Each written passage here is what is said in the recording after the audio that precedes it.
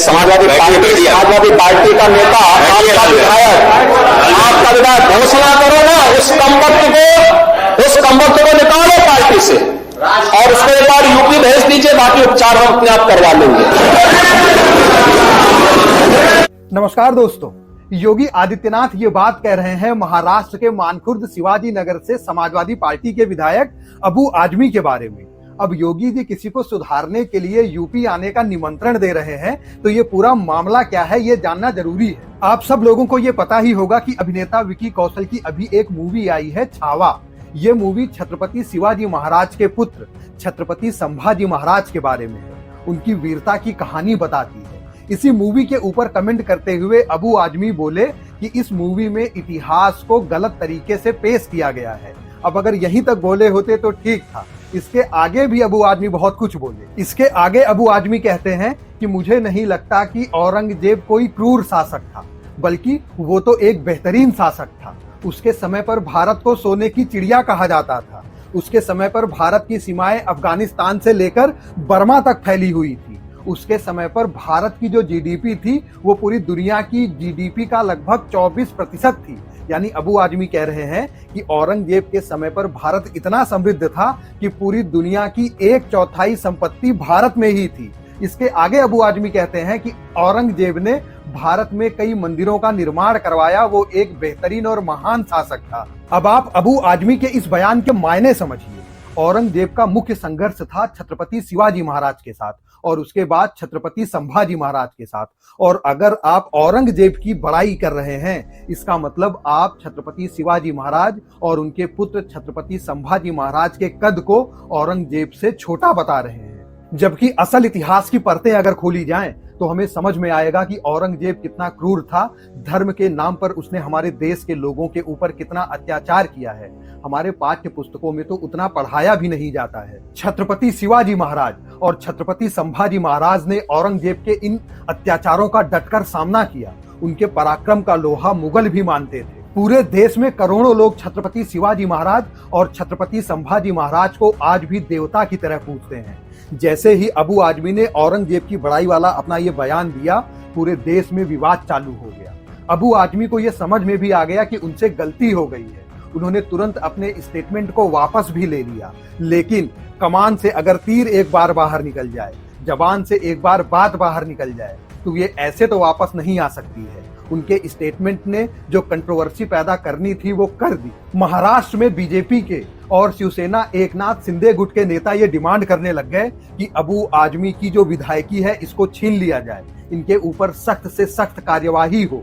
महाराष्ट्र विधानसभा में इस समय बजट सेशन चल रहा है। इस पूरे बजट सेशन से उनको वहां के स्पीकर ने निलंबित कर दिया। और अबू आजमी के इस स्टेटमेंट की गूंज जब यूपी में पहुंची तो यहाँ पर योगी आदित्यनाथ ने उत्तर प्रदेश की विधानसभा में ये कहा कि समाजवादी पार्टी के ऐसे नेता को आप उत्तर प्रदेश भेज दीजिए, हम उनका ठीक ठाक इलाज कर देंगे। धर्मांध क्रूर शासक, उसको समाजवादी पार्टी आदर्श मानती है।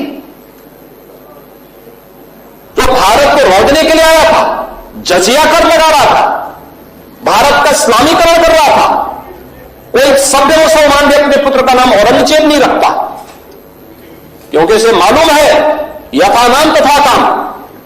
अगर ऐसा नाम रखेंगे तो फिर एक एक बूंद पानी के लिए तरसना पड़ेगा। और शाहजहां ने भी अपनी जीवनी में लिखा है, उन्होंने कहा है कि औरंगजेब को कोसते हुए उसने लिखा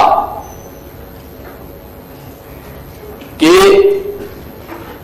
तुमसे अच्छा तो ये हिंदू है जो जीते जी तो अपने बुजुर्ग मां बाप की सेवा करता है, मरने के बाद श्राद्ध तर्पण के माध्यम से वर्ष में एक बार उन्हें जल देता है। तुम तो मुझे एक एक बूंद पानी के लिए तरसा दिए हो। अब समाजवादी पार्टी यह तय करे, एक पटना की खुदा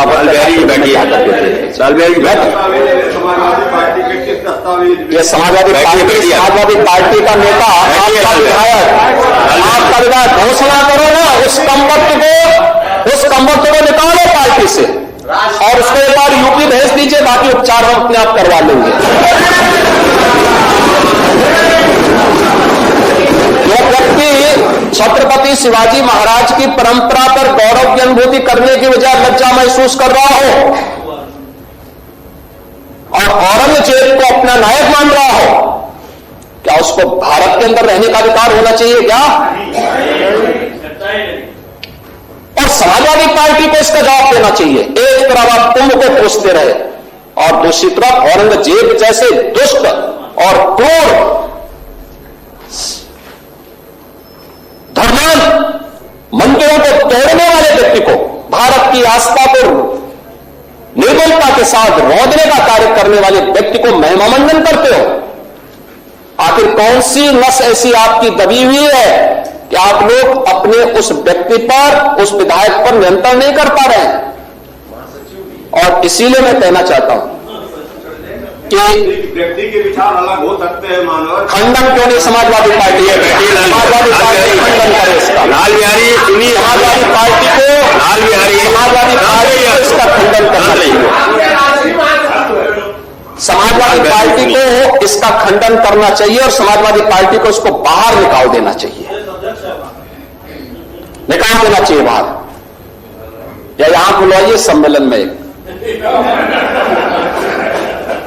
उत्तर प्रदेश तो ऐसे लोगों का उपचार करने में बहुत देरी नहीं करता है। अब यहाँ पर एक सवाल आपसे है, क्या आप अबू आजमी के इस स्टेटमेंट से सहमत हैं या अबू आजमी के ऊपर इस समय जो कार्यवाही हो रही है आप उससे सहमत हैं?